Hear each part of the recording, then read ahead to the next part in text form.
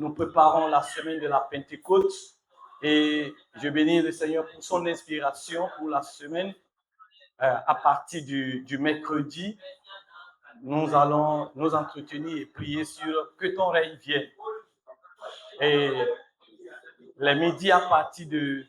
Donc, le mercredi, jeudi et vendredi, à partir de 12h30, on sera là.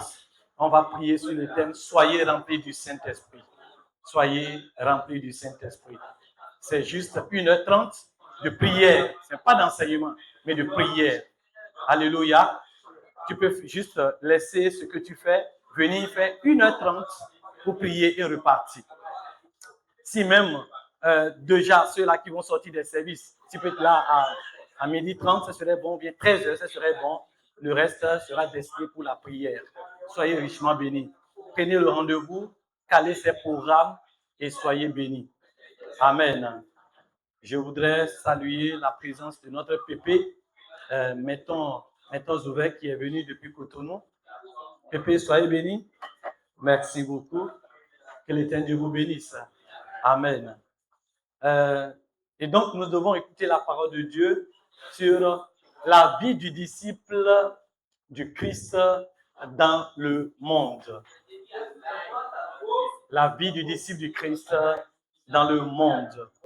Et vous voyez, notre culte est traduit aussi en anglais parce que nous avons les frères anglophones. Amen. Que l'Éternel nous bénisse abondamment. Le Christ, est-ce qu'on peut relire, refaire la lecture? Laissez un micro au lecteur, s'il vous plaît. Un micro au lecteur. Vous avez des micros parmi vous là? Laissez un micro au lecteur qui vont nous relire. Et nous allons voir ce matin, c'est quoi le disciple du Christ? C'est quoi le monde? Et nous allons voir un exemple du système du monde. Ceux qui viennent souvent les mercredis pour cette prédication ne serait qu'une répétition ou un résumé du message. Voilà. Le mercredi prochain, nous serons dans le programme de la Pentecôte. Donc, ces 2 semaines-ci, il y aura de perturbations. Le mercredi prochain et l'autre mercredi, nous serons perturbés. Donc, s'il vous plaît, prenez le programme parce que ces 2 semaines dans votre église, calez les activités parce qu'il faut que nous soyons tous là. Amen. Hein? Est-ce qu'on peut lire là? Jean 17, verset 14 à 18. Qui dit ceci? Je leur ai donné ta parole. C'est Jésus qui parle. Et le monde les a haïs. Le monde les a haïs. Parce qu'ils ne sont pas du monde. Voilà. Comme moi, je ne suis pas du monde. Ok. Je ne te prie pas de les ôter du monde. Je ne dis pas, je ne demande pas que tu les enlèves du monde. Mais de les préserver du mal. Amen. Du mal qui est dans le monde. Préserve-les de ce mal. Oui. Ils ne sont pas du monde. Comme moi, je ne suis pas du monde. Ok. Sanctifie-les par ta vérité. Sanctifie-les par ta vérité. Ta parole est la vérité. Car ta parole est la vérité. Comme tu m'as envoyé dans le monde. Tu m'as envoyé dans le monde. Je les ai aussi envoyés dans le monde. J'envoie aussi mes disciples dans le monde. Alléluia. Ça, c'est la parole du Christ Jésus qui s'adressait à son Père. C'était lors de cette dernière prière avant d'aller au sacrifice sur la croix. Le Christ a pris un bon moment priant pour ses disciples que nous sommes, toi et puis moi. Et donc, nous allons voir ce que c'est qu'un disciple de Christ. Le thème de tout le mois, ici, c'est la vie du disciple dans le monde. La vie du disciple de Jésus dans le monde. Et il y a disciple, il y a monde et il y a vie. Il y a disciple, il y a monde, il y a vie. Et c'est cette définition que nous allons avoir. C'est quoi un disciple? Un disciple, c'est celui qui croit véritablement en Jésus, qui aime Jésus et qui apprend à ressembler à Jésus dans tous les détails de sa vie. Le disciple croit véritablement Jésus et il le croit comme son Seigneur et son Sauveur personnel. Et après la foi, le disciple aime véritablement le Seigneur au point de chercher à lui ressembler dans les moindres détails de sa vie. S'il arrive quelque part où le disciple trouve qu'il n'a pas pu faire exactement ou ressembler à Jésus, le disciple est blessé parce qu'il aimerait vraiment faire comme son maître. C'est lui qui aimerait faire. Ce ne sont pas les gens qui sont en train de le forcer. Ce n'est pas la religion qui lui demande cela. Ce n'est pas le pasteur qui lui demande. C'est lui-même qui désire faire exactement comme Jésus le demande. C'est ça le disciple de Jésus. Dans le disciple, dans cette définition, il y a 3 choses. La foi en Jésus, 1. L'amour pour Jésus, et 3. L'apprentissage de la vie de Jésus au quotidien.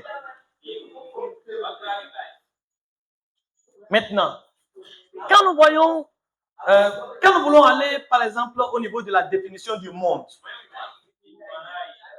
c'est quoi le monde?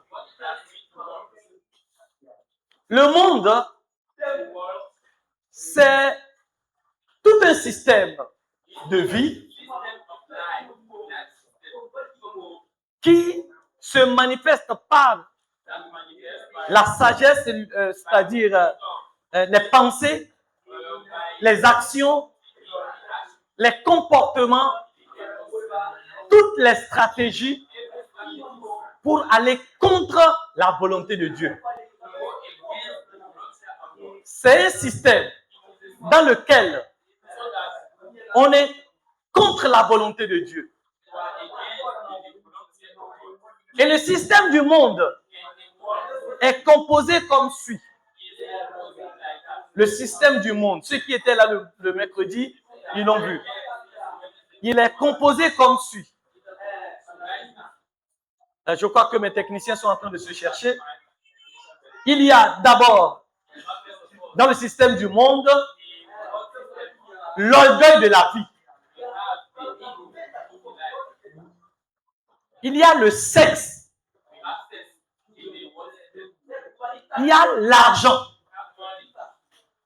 Il y a l'idolâtrie et l'enseignement du monde. L'enseignement du monde peut être aussi appelé les faux enseignements, les fausses doctrines. Mais entre l'idolâtrie et l'enseignement du monde, il y a quelque chose concret qu'on appelle la religion. La religion, voilà le système du monde. Tous les péchés, tous les actes de désobéissance, toutes les dépravations se retrouvent dans ces 5 choses-là. Et tout cela, c'est dirigé par Satan, le prince de ce monde, avec les démons qui agissent amplement dans le monde. Quand on parle du monde, ce n'est pas le regroupement des hommes d'une grande foule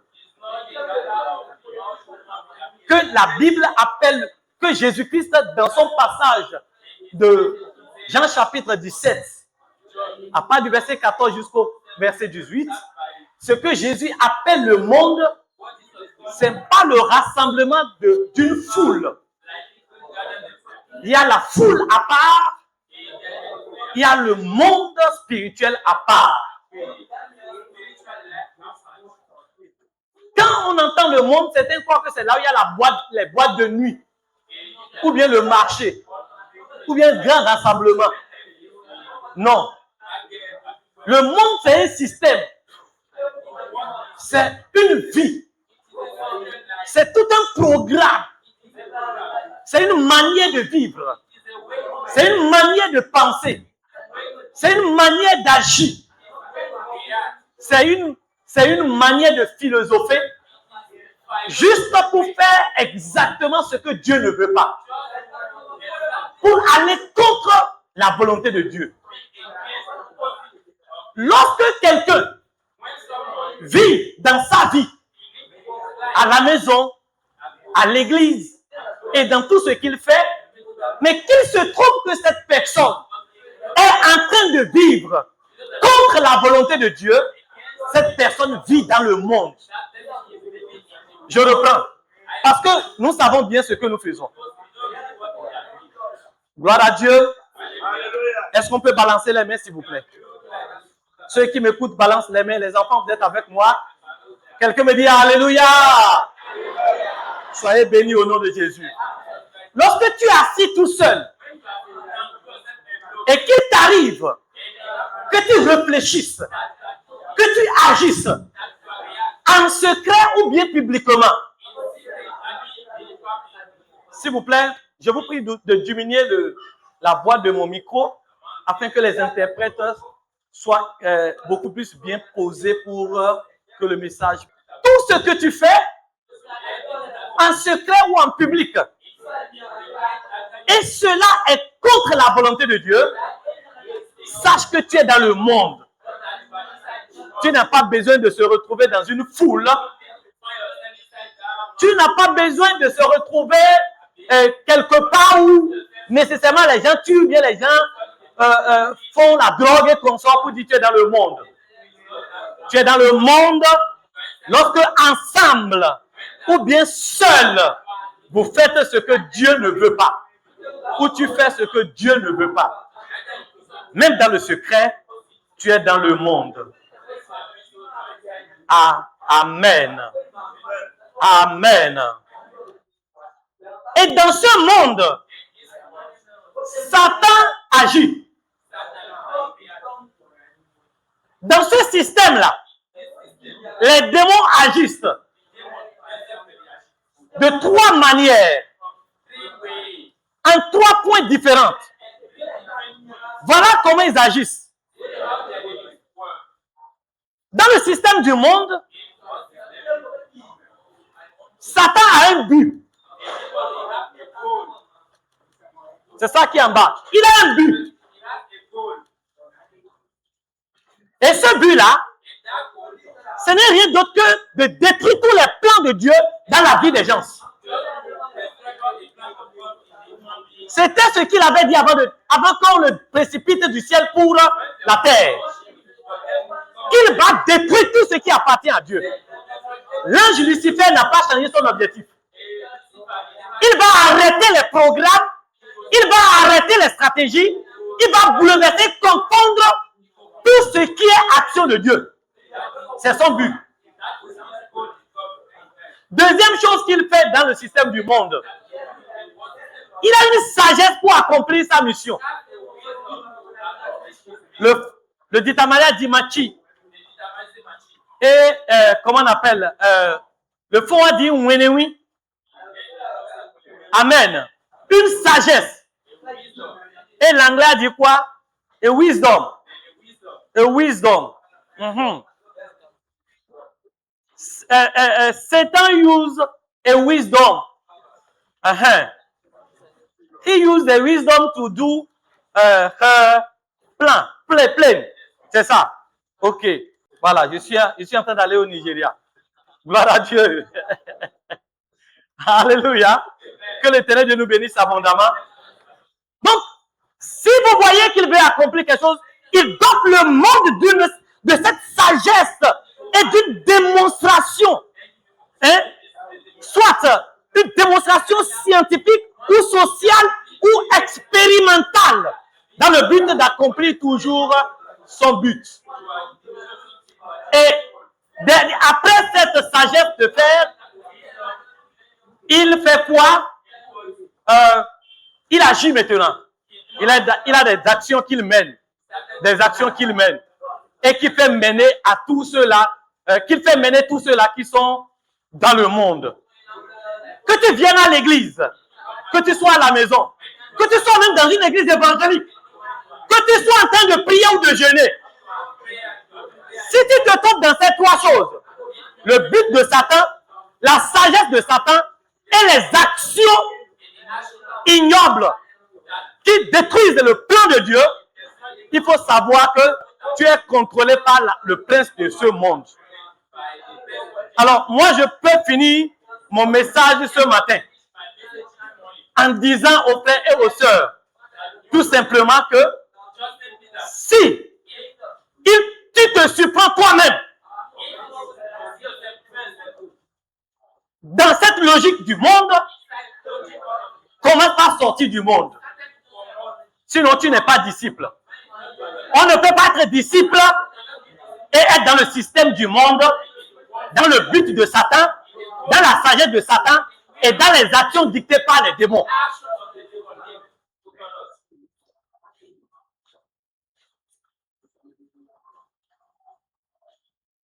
Un de ces systèmes que nous allons prendre ce matin et rapidement essayer de le monnayer, de le présenter. Le système. Montrez-moi le système, s'il vous plaît. Le système du monde, nous avons cité 5 choses. Si vous prenez n'importe quel péché là, ça va se trouver dans les 5 choses là. 1. C'est quoi on a vu? C'est quoi? L'orgueil. C'est un système du monde. L'orgueil de la vie. Le sexe, l'argent, l'idolâtrie, l'enseignement. La religion, c'est un système du monde. La religion, c'est un système du monde. Ça, je vous dis la vérité. Venir à l'église, aller à la mosquée, chercher les courriers, consulter, aller voir Bahaï, toutes ces choses-là, c'est un système du monde. Et Satan travaille là très fort. Nous allons prendre l'exemple, le premier exemple, l'orgueil par exemple. Le système, un élément du système du monde, c'est l'orgueil de la vie. L'orgueil de la vie, c'est quoi? Quand quelqu'un est orgueilleux, il se voit au-dessus de tout. Tout le monde est petit. C'est lui qui est important. C'est sa souffrance qui est importante. C'est son malheur qui est important. C'est sa fatigue qui est importante. C'est sa faim qui est importante. C'est son problème qui est important. Lorsque les gens ont des problèmes, pour eux, on peut négliger. Mais lorsque lui a des problèmes, vous devez tout laisser et le voir. Ainsi, je donne un petit exemple. Un orgueilleux. Lorsqu'on annonce à l'église que quelqu'un est malade, l'orgueil dit, lui là, c'est parce que les gens ne se soignent pas. Hein? Ils ne prennent pas les comprimés et ils sont là. Ils ne veulent pas. Et il dit non, et puis non. Là, il voit que l'autre là souffre et pour rien. Celui qui dit ça ne rendra jamais visite. Il ne va même pas prier pour la personne. Il ne va pas lui donner quelque chose. Il a déjà qualifié, il a déjà mis de côté. La personne peut mourir. On va dire que c'est son horreur. Mais lorsque l'orgueilleux est malade, il aimerait que le pasteur cesse tout. Les anciens testent tout. Toute l'église arrête tout. Et pour prier pour lui seul. Aller le visiter lui seul. Aller à l'hôpital pour lui seul. Arrêtez tout pour lui seul. Il n'est pas prêt pour aller dans la maison de quelqu'un. Mais laisse-le dans la maladie. Laisse-le dans les difficultés. Il va commencer par dire tout le monde est mauvais. Les gens n'aiment pas Dieu. Les gens n'aiment pas les gens. Pourquoi? À cause de sa maladie. À cause de sa situation. Orgueil de la vie. Est-ce que toi tu as fait? Non. Mais lorsque tu es rentré dans le trou, il faut que tout le monde fasse pour toi. L'orgueil, il veut qu'on l'acclame. Il ne veut pas qu'on le blesse. Il ne veut pas qu'on parle mal de lui. Il ne veut L'orgueilleux, il ne veut pas qu'on les pulche, qu'on enlève comment on appelle, les déchets qui sont sur lui. C'est lui qui connaît, c'est lui qui sait, c'est lui qui peut, c'est lui qui voit, c'est lui qui comprend, c'est lui. Et si jamais tu fais erreur, l'orgueil va te montrer. Vous voyez pourquoi? Nous pouvons dire que c'est vrai, pasteur. Mais en fait, quand je prie comme ça, là, je parle de moi-même. Et je parle de toi aussi. Parce que l'orgueilleux, il n'aime pas qu'on touche son côté mauvais. Quand tu touches un peu quelque chose qui le blesse, l'orgueilleux tire ses griffes. Soit il tue, soit il sort ses griffes. Pourquoi? C'est lui d'abord. Après le reste. L'orgueilleux. C'est à cause de l'orgueil de la vie que Satan a amené dans l'église qu'on ne peut pas devenir des disciples. Parce que l'orgueilleux n'est disciple de personne. L'orgueilleux, même s'il est chrétien, il est à l'église, il n'est disciple de personne. Même pas de Jésus. Il est disciple de sa propre vie, de sa propre philosophie, de ses propres exemples et de sa propre expérience. L'orgueilleux n'a pas de Dieu. Il est Dieu de lui-même. L'orgueilleux n'obéira pas. Il désobéit toujours. Et personne ne peut le dire quoi que ce soit. Et vous voyez, pour désobéir, l'orgueilleux a besoin d'une sagesse. Ainsi, la sagesse du monde pour être orgueilleux, là, c'est là. On va citer un exemple. Et le pasteur, et les anciens, et depuis là, c'est comme si, c'est comme ça, c'est comme ça. Pour pouvoir saper son orgueil. L'orgueilleux, le but dans l'action de l'orgueil, qu'est-ce que Satan poursuit comme but? Que l'homme remplace Dieu. L'homme remplace le Saint-Esprit. Et l'homme remplace Jésus. S'il arrive des fois où quelqu'un parle pour dire Dieu m'a dit, Dieu m'a montré, alors qu'en réalité que Dieu ne l'a rien dit, la personne est orgueilleuse. Amen. Tu veux faire la croix à quelqu'un, à une fille, ou bien une femme, va lui dire, moi là, je t'aime ou bien j'ai des sentiments pour toi. Ne va pas dire Dieu m'a envoyé, toutes ces choses-là. Alors que Dieu ne t'a pas envoyé. Il ne faut pas inventer ces choses-là. Est-ce que tu vois? Si tu veux demander quelque chose là, demande la chose. Ne dis pas le Saint-Esprit m'a mis dans le cœur de venir te demander. Si tu fais quelque chose de mauvais, on a dit que c'est mauvais là. Réponds-toi. Ne dis pas que c'est Dieu qui t'a envoyé de faire. Réponds-toi, c'est tout. Amen. Amen.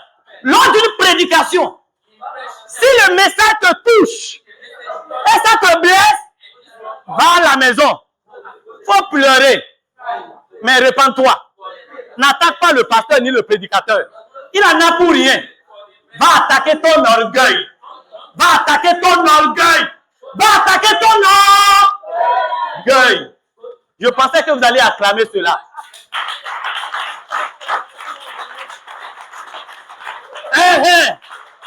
Va attaquer ton orgueil. N'attaque pas le prédicateur. C'est pourquoi, même quand quelqu'un ne sait pas prêcher, il se présente devant. Des fois, je coule les larmes. Je coule les larmes. Le message, je ne sais pas, c'est pas toujours, mais le message du dimanche passé, je suis rentré, je me suis dit, Seigneur, merci parce que tu m'as parlé. Je ne vais pas répéter la partie. C'était une petite passion que le prédicateur a levé, a fait sortir par le Saint-Esprit J'ai pris cela. J'ai pris cela. Et cela a changé ma manière de voir, ma perception de beaucoup de choses. Et je me suis repenti de beaucoup de mes erreurs. Par cette expression seulement, le dimanche passé. Alléluia. Je nous en prie. Quelle est la solution pour cela? C'est l'humilité. C'est l'humilité. Pour ce système-là seulement, c'est l'humilité. L'humilité, ça détruit l'orgueil. Aïe, aïe, aïe, aïe. Ça casse la personne. Ça brise. Ça transforme en disciple. Oh, je dis ça transforme en disciple. Ça fait consommer la douleur. La chose te fait mal, mais tu es là. Tu manges la douleur. C'est comme de rentrer à l'intérieur, mais tu ne rentres pas à l'intérieur. Tu subis, mais tu te repens. C'est ça l'humilité. Alléluia. Pour être disciple de Jésus, il faut avoir l'esprit de Jésus. L'esprit de Jésus, c'est quel esprit? C'est celui qui était Dieu, mais qui est devenu petit homme. Alors l'esprit d'humilité, c'est de transformer ton Dieu en petit homme et d'obéir aux recommandations du Saint-Esprit qui semble être faible. Que Dieu nous bénisse puissamment ce matin, qu'il nous éclaire au nom de Jésus de Nazareth. Je voudrais que nous lisons l'orgueil. L'orgueil, Jacques, chapitre 4. Qu'est-ce que Jacques nous dit pour finir? Sans commentaire. Quelqu'un dit sans commentaire. Allons-y.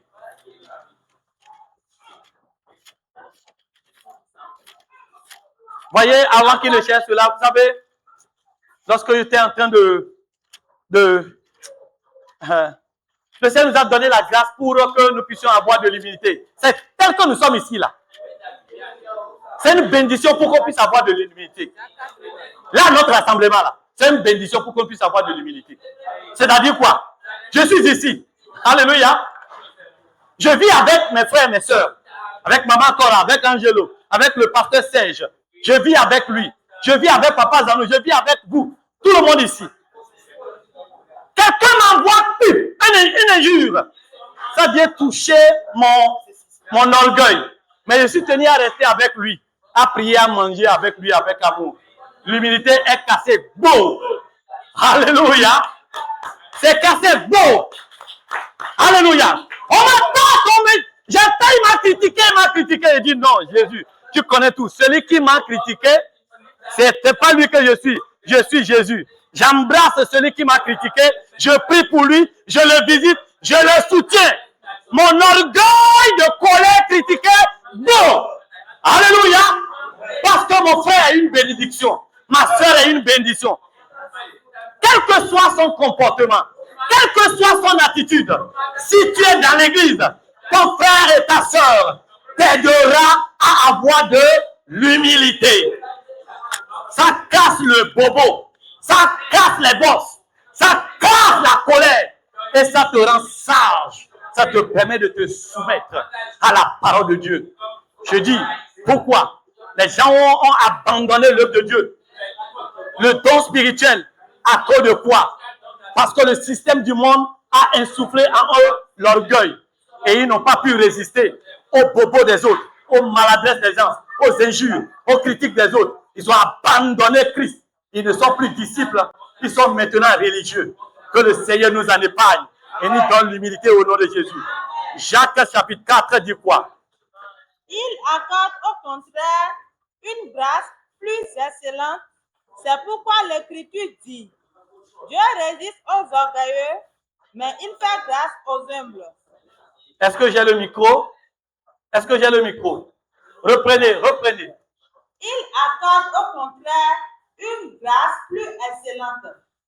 Oui, une grâce plus excellente, oui. C'est pourquoi l'Écriture dit. L'Écriture dit. Dieu résiste aux orgueilleux. Dieu résiste aux orgueilleux. Mais il fait grâce aux humbles. Il fait grâce aux humbles. 17. Soumettez-vous donc à Dieu. Soumettez-vous donc à Dieu. Résistez au diable. Résistez diable. Et il fuira loin de vous. Il va fuir loin de vous. Quelqu'un dit Amen. Quelqu'un dit Amen. Pour briser le système du monde et devenir disciple, le système de l'orgueil, c'est d'accepter ton frère et ta soeur malgré tout ce qu'il est, avec humilité et douceur. C'est de bénir le Seigneur pour sa vie. C'est de le supporter malgré ses caprices et ses fabrices, ces choses. C'est de l'embrasser réellement du fond du cœur et d'accepter que son comportement malsain, même s'il t'a volé, même s'il t'a escroqué, même s'il t'a saboté, même s'il est sale, même s'il est pécheur, cela t'aide à connaître Jésus, à rester humble et soumis à la puissance du Saint-Esprit. Disciple de Jésus. Fais comme Jésus. Fais comme Jésus. On te gifle ici, tu donnes l'autre. Alléluia. C'est difficile pour le monde. Le monde va te dire tu es bête. Jésus va te dire tu es mon disciple. Alléluia. Et Jean va te dire toi là, tu es en arrière, tu n'es pas au milieu, tu n'es pas au milieu de tes semblables. Tu te rabaisses. Jésus va te dire tu aimes. Alléluia. Alléluia. Oui, les gens vont te dire toi là, tu t'es laissé piétiner. Alléluia. Mais Jésus dit, tu t'es élevé. Tu as élevé mon nom. Tu as élevé mon nom. Tu as élevé. Tu as élevé mon nom. Alléluia.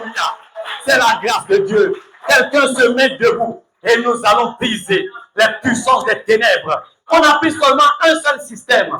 Et les mercredis qui vont suivre après la Pentecôte et la semaine des jeûnes, nous allons continuer les autres systèmes. Que Dieu vous bénisse. Ne rate pas la semaine que nous allons commencer. Ne rate pas le mercredi. Le mercredi à partir de midi, je vais voir les disciples. Si tu es libre, viens. Si tu n'es pas libre, il n'y a pas de problème. Mais si tu es libre, à partir de midi 30, je vais voir le disciple de Jésus. Remercie le Seigneur. Remercie-le, remercie-le, remercie-le. Alléluia. Remercie-le, remercie-le. Remercie-le, remercie-le. Après toi pour prier. Remercie-le, remercie-le, remercie-le. Alléluia. Dis Seigneur, donne-moi de l'humilité. Donne-moi de l'humilité. Je ne veux pas vivre dans le système du monde. Je ne veux pas vivre dans le système du monde. Je ne veux pas vivre dans le système du monde. Je ne veux pas vivre dans le système du monde. Je ne veux pas vivre dans le système du monde. Alléluia. Alléluia. Je ne veux pas, je ne veux pas, je ne veux pas. Je ne veux pas dans l'orgueil. Je ne veux pas dans le sexe. Je ne veux pas dans l'argent. Je ne veux pas, je ne veux pas, je ne veux pas dans la religion. Mais je veux être ton disciple. T'aimer, avoir foi, t'aimer et apprendre à être comme toi. Alléluia. Merci Seigneur Jésus. Au nom de Jésus-Christ, nous avons prié. Tu vas encore élever la voix. Alléluia. Quel est ce système que le diable a établi dans ta vie, que le diable a établi dans ta famille, pour pouvoir te contrôler, pour t'empêcher de manifester la gloire et la puissance de Dieu? Tu vas élever la voix ce matin et tu vas ordonner tout système du diable pour te bloquer, pour t'empêcher, pour te nuire, soit renversé ce matin. Amen, amen, amen. Le système soit détruit ce matin. Oui. Alléluia. Alléluia, papa de nous commencer. Ce système, papa de nous. Nous demandons je déclare papa au nom de Jésus. Alléluia, papa.